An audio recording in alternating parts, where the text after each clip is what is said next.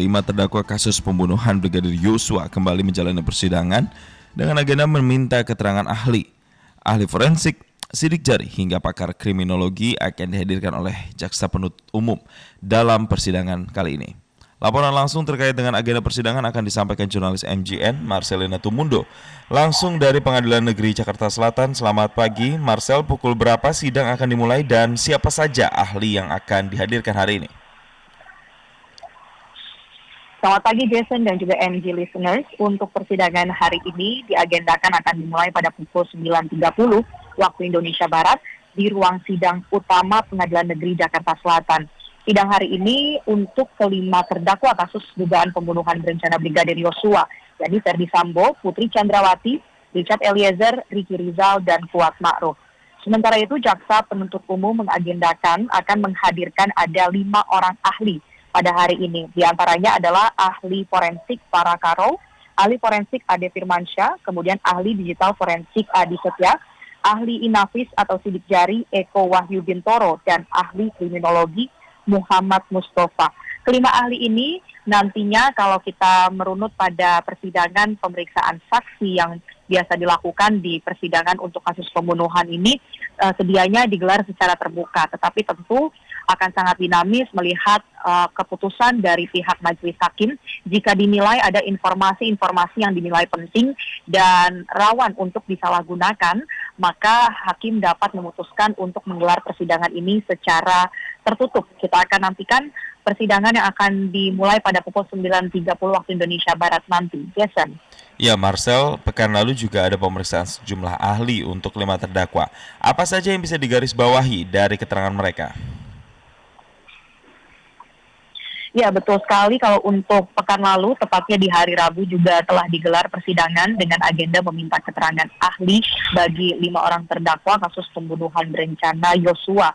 Dan dari 6 orang ahli, hanya 2 ahli saja yang digelar secara terbuka, yakni ahli poligraf dan ahli balistik. Yang cukup menarik dan juga masih menjadi perdebatan sampai dengan saat ini adalah keterangan dari ahli poligraf atau ahli yang mengetahui terkait dengan prosedur dan juga akurasi dari pemeriksaan para terdakwa di tahapan penyidikan. Waktu itu mereka menjadi tersangka dan dimintai keterangan menggunakan alat pendeteksi kebohongan atau lie detector. Dan ada beberapa poin yang memang dicatat dari keterangan ahli poligraf ini. Di antaranya ia menyebutkan bahwa hasil pemeriksaan dengan alat poligraf ini 93% hasil tesnya adalah akurat. Dan ini mengacu pada standar yang biasa juga digunakan oleh pihak penegak hukum di Amerika Serikat. Kemudian dalam proses pemeriksaan sambil pihak penyidik mengajukan pertanyaan, terperiksa dari poligraf ini akan dipakaikan sejumlah alat sensor yang dikenakan di tubuh yang juga ada penilaian tidak hanya dari keterangan mereka saja tapi juga dari segi fisik seperti detak jantung dan juga keringat serta juga memperhatikan gerak-gerik dari pihak terperiksa. Artinya ahli kemarin menjelaskan bagaimana metode dan cara pemeriksaan yang digunakan kepada para terdakwa di tahapan penyidikan ini menggunakan poligraf tersebut. Dan cukup mengejutkan, ada juga hasil berbentuk skor yang dijelaskan oleh ahli poligraf itu, di mana untuk skor bernilai negatif artinya ada kemungkinan terperiksa ini berbohong, dan kalau hasilnya skor positif maka ada kemungkinan keterangan tersebut jujur. Dan untuk satu demi satu juga dibacakan hasilnya, seperti untuk Ferdy Sambo hasilnya adalah negatif 8, kemudian Putri Chandrawati negatif 25. Untuk Kuat Ma'ruf dari 2 pemeriksaan ini ada 2 hasil. Yang pertama hasil positif 9 dan minus 13. Kemudian untuk Ricky Rizal ada 2 kali pemeriksaan positif 11 dan positif 19. Kemudian Richard Eliezer positif 13.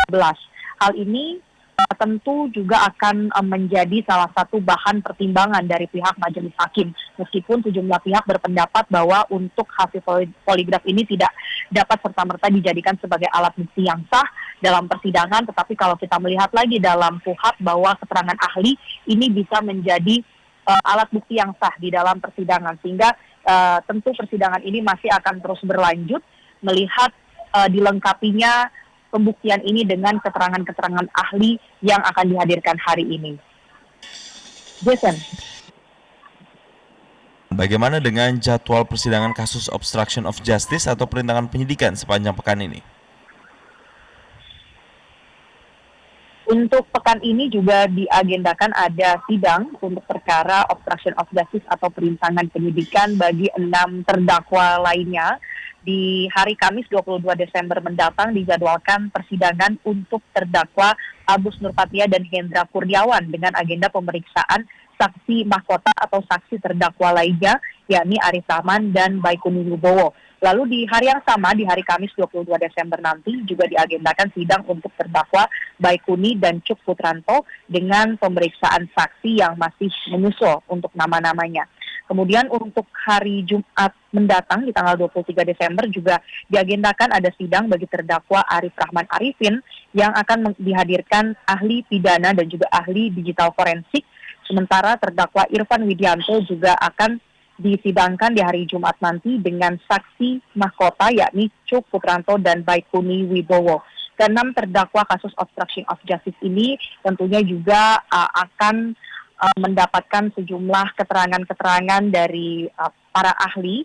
Sebelumnya juga sudah diperiksa sejumlah saksi fakta bagi 6 terdakwa yang rata-rata ini merupakan mantan bawahan dari Verdi Sambo di Divisi Propam Polri. Kemudian ada juga yang pada waktu kejadian ini berstatus sebagai penyidik dari Barreskrim Polri, yang mana mereka didakwakan sejumlah tindakan yang berupaya untuk merusak atau menghilangkan barang bukti dalam rangka membuat terangnya peristiwa pembunuhan berencana Brigadir Yosua. Kita masih terus menantikan perkembangan dari setiap kasus ini, baik pembunuhan berencana maupun obstruction of justice.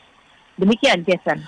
Baik, terima kasih Marcelina Tumundo atas laporan langsung Anda dari Pengadilan Negeri Jakarta Selatan. Selamat bertugas kembali.